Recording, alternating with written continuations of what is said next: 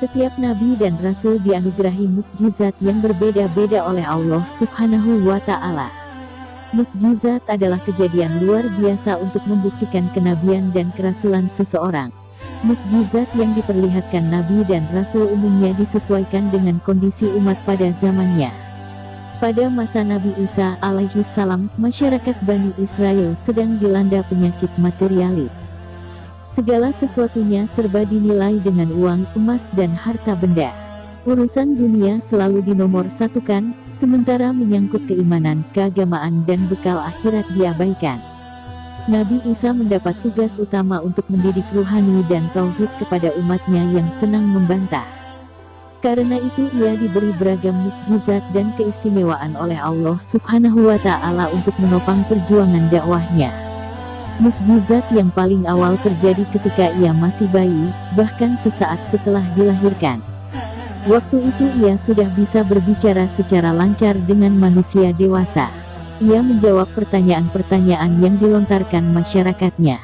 Hal tersebut terkait dengan pelecehan dan fitnah yang dialamatkan kepada ibunya, yakni Siti Maryam. Mereka menuduh ibu Nabi Isa seorang pelacur dan wanita murahan. Sebab ibunya tidak pernah menikah dan tidak mempunyai suami, tetapi bisa hamil dan melahirkan seorang bayi. Dengan tegas Nabi Isa menyatakan bahwa ibunya tidak pernah bersalah. Ibunya termasuk perempuan baik, saleh, suci, dan berasal dari keturunan terpandang yang diberkahi Allah Subhanahu wa Ta'ala. Membuat burung dari tanah. Kaum Nabi Isa yang pandai berdebat sangat mengingkari adanya ruh dan hari kebangkitan. Oleh karena itu, mereka meminta Nabi Isa untuk menghidupkan orang yang sudah lama mati. Nabi Isa menyanggupinya untuk meyakinkan mereka yang terlampau mengagung-agungkan akal pikiran. Mereka kemudian beramai-ramai menunjukkan sebuah kuburan tua yang tidak jauh dari tempat tinggalnya. Putra Maryam, kalau kamu memang benar utusan Tuhan, coba hidupkan orang ini. Seperti kami ketahui, tubuh orang ini sudah ditimbun tanah beberapa tahun lalu. Rambut dan dagingnya kami yakin sudah habis dimakan cacing. Tulang-tulangnya sudah terlepas dan hancur berantakan. Tantang salah seorang pemimpin Bani Israel, tangannya mengarah ke kuburan. Kamu jangan harap bermimpi di siang bolong, wahai Isa. Jika kamu bisa, kami baru percaya kepada dirimu dan Tuhanmu, celetuk yang lainnya dengan nada sinis sembari berkacak pinggang. Kawan-kawannya memberi dukungan melalui isyarat bahasa tubuhnya. Baiklah, akan saya bangunkan orang ini atas izin Allah Subhanahu wa Ta'ala, jawab Nabi Isa terlihat tenang. Nabi Isa langsung bermunajat kepada Allah. Usai berdoa, Nabi Isa mendekati kuburan, lalu mengarahkan kedua tangannya. Ia memanggil-manggil penghuni kubur. Seketika orang yang sudah mati itu hidup kembali. Jasad dan anggota tubuhnya tetap utuh dan masih lengkap sama seperti dulu ketika ia hidup. Ia bisa berbicara dengan orang-orang yang hadir, terutama dengan Nabi Isa. Apa kalian sudah percaya dengan adanya hari kebangkitan atau hari akhir? Tanya Nabi Isa. Orang-orang Bani Israel tidak ada yang berani bersuara. Mereka serempak bungkam. Mereka masih kaget melihat peristiwa yang baru saja dilihatnya. Seakan-akan mereka disergap perasaan percaya dan tidak percaya. Kami masih belum percaya dengan kenabianmu. Coba tunjukkan kehebatanmu yang lain.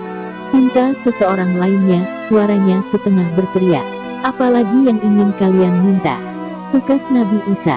Perlihatkan kepada kami cara membuat burung hidup dari tanah liat. Nabi Isa kembali berdoa kepada Allah Subhanahu wa Ta'ala. Selang beberapa menit, ia mengambil tanah liat yang ada di sekitarnya. Tanah itu dibuat seperti burung, lalu ditiup dan jadilah burung yang bebas terbang ke sana kemari. Ini bukti bahwa ruh itu ada pada setiap makhluk hidup. Sudahkah ini menunjukkan bahwa Allah Subhanahu wa Ta'ala Maha Kuasa? Ucap Nabi Isa. Kami masih belum percaya kepadamu. Itu semua hanya permainan sihirmu. Dasar pembohong. Cetus masyarakat, lantas berbarengan meninggalkan Nabi Isa. Menurunkan makanan dari langit. Pada satu kesempatan Nabi Isa sedang berkumpul bersama para pengikutnya di tempat ibadah. Mereka meminta Nabi Isa supaya menurunkan makanan dan minuman dari langit. Secara kebetulan orang-orang yang tidak percaya dengan kenabian Isa mengetahui permintaan itu. Rupanya mereka ingin membuktikan sendiri secara kasat mata kehebatan Nabi Isa. Akhirnya mereka meminta izin ikut bergabung dengan umat Nabi Isa. Nabi Isa berdiri, lalu melangkahkan kakinya. Ia meletakkan tangan kanannya di atas tangan kirinya, kemudian menundukkan kepala untuk memulai bermunajat. Ya Allah Tuhan kami, turunkanlah kiranya kepada kami suatu hidangan dari langit. Saking khusyuknya berdoa, sampai-sampai ia menangis dan air matanya membasahi jenggotnya yang panjang. Seketika turunlah makanan besar dari celah dua awan, satu awan di atasnya, satu awan di bawahnya. Saat itu orang-orang melihatnya penuh takjub. Nabi Isa melanjutkan doanya, Ya Allah Tuhan kami, jadikanlah makanan ini sebagai rahmat dan jangan menjadi fitnah bagi kami. Makanan dari langit itu turun di hadapan Nabi Isa. Aroma dan baunya sangat harum, menggoda lidah siapa saja untuk segera menyantapnya.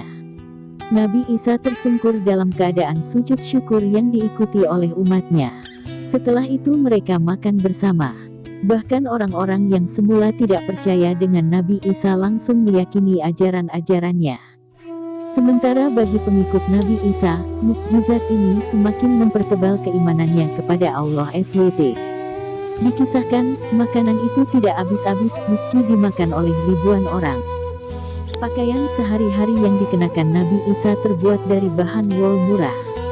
Penampilannya sungguh sederhana, bersahaja, namun tidak membuatnya minder.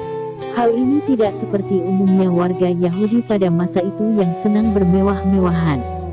Tetapi jangan dikira, ujung bajunya itu jika disentuh orang yang sakit, maka orang itu akan sembuh.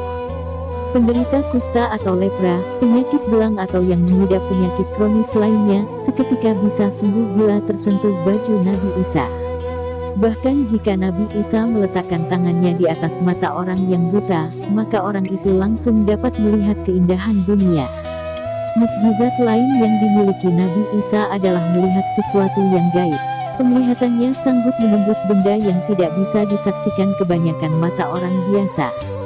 Mata batinnya sangat tajam dan panca inderanya sungguh peka. Misalnya Nabi Isa mampu melihat makanan, minuman dan barang-barang yang disimpan di dalam rumah yang pintunya tertutup. Padahal ia hanya melihatnya dari luar, tanpa terlebih dahulu masuk atau mendapat bocoran dari seseorang maupun pengikutnya.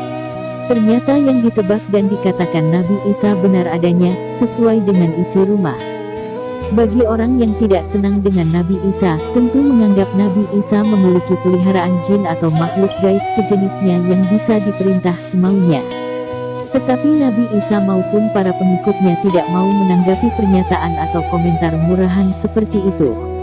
Nabi Isa tetap sabar. Ia menyadari, Nabi dan Rasul sebelum dirinya pun sering mendapat fitnah dan perlakuan kurang baik. Selain itu, ia tahu para pejuang pendahulunya kerap dikatakan tukang sihir, tukang sulap, tukang tipu, atau pembohong kendati oleh masyarakatnya sendiri.